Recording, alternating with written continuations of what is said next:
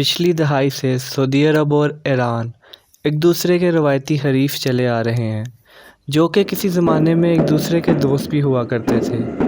یہ دوستی دشمنی میں کیسے بدل گئی، جس سے پورا مشرق وسطیٰ آگ میں جل رہا ہے، کچھ پتہ نہ چلا۔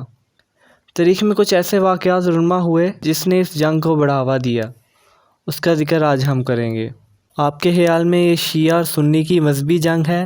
یہ نظریہ کافی حد تک غلط ہے، کیونکہ فرقہ واریت اور مذہب کو سیاست میں ہتھیار کے طور پر استعمال کیا جاتا ہے۔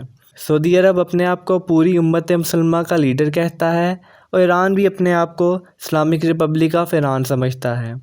یہ دونوں ملک پوری دنیا کے مسلمان ملکوں میں فنڈنگ کر کے اپنے نظریے کو پروموٹ کر رہے ہیں۔ اب تو ایران بھی پاکستان میں اپنی فنڈنگ کرتا ہے اور یہاں بھی کچھ ٹی وی چینل ایران کی فنڈنگ سے چل رہے ہیں۔ تاریخ میں کچھ ایسے واقعات رونما ہوئے جس کی وجہ سے یہ اتحادی ایک دوسرے کے دشمن بن گئے، آج ہم ان کا ہی ذکر کریں گے۔ 1979 سے پہلے ایران میں بادشاہی نظام تھا۔ محمد رضا پہلوی جو کہ ایران کا آخری بادشاہ تھا، 1979 تک ایران میں امریکہ کا اتحادی تھا۔ سعودی عرب ابھی بھی امریکہ کا اتحادی ہے۔ جب آیت اللہ خمینی نے اپنے وطن میں واپسی کی تو ایران کا نقشہ بدل کے رکھ دیا، مغربی طرز کے نظام کا خاتمہ کر دیا۔ آیت اللہ خمینی کو 15 سال تک رضا شاہ نے جلا وطن رکھا، کیونکہ وہ ایران میں فنڈامنٹلسٹ اسلامک گورنمنٹ چاہتا تھا۔ 15 سال کی جلا وطنی میں انہوں نے ترکی، لبنان اور پھر فرانس سے اپنے ورکر کو متحرک رکھا، اور جب یہ ملک میں واپس آئے تو تاریخ کا سب سے بڑا استقبال کیا گیا، جس سے ایرانین انقلاب کا آغاز ہوا اور خطے میں اپنا اثر رسوخ قائم کرنا شروع کر دیا۔ اور سب سے پہلے لبنان میں اپنا ملیٹنٹ گروپ حزب اللہ تشکیل دیا، جو کہ ایک ریبل گروپ ہے، اور وہ لبنان گورنمنٹ کی حکومت کے خلاف متحرک ہے اور لبنان کی حکومت کو سعودی عرب نے سپورٹ کرتا ہے۔ تو اس جنگ کا آغاز عملی طور پر ہو گیا تھا۔ ویسے تو آغاز آیت اللہ خمینی کے آنے سے ہی ہو گیا تھا۔ سعودی عرب کو مشرق وسطیٰ میں ایران کا اثر رسوخ بہت کھٹکتا ہے۔ پھر تاریخ کا سب سے بڑا واقعہ ہوا جس نے پوری مشرق وسطیٰ کو ہلا کر رکھ دیا، عراق انویژن 2003۔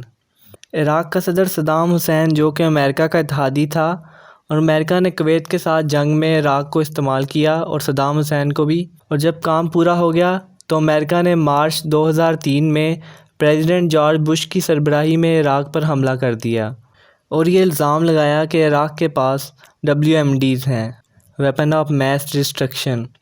پورا عراق تباہ کرنے کے بعد اور شیعہ ملک کے سنی صدر صدام حسین کو پھانسی دینے کے بعد ان کو کوئی ویپن آف میس ڈسٹرکشن نہیں ملا، بس تیل کے 2 کنویں ملے۔ سنی لیڈر اب ہٹ چکا تھا اور پھر ایران نے اپنے قدم عراق میں مضبوط کرنے شروع کر دیے، اور اسی طرح مشرق وسطیٰ کے دوسرے خطوں میں بھی سعودی عرب ایران نے پراکسی وار کا آغاز شروع کر دیا۔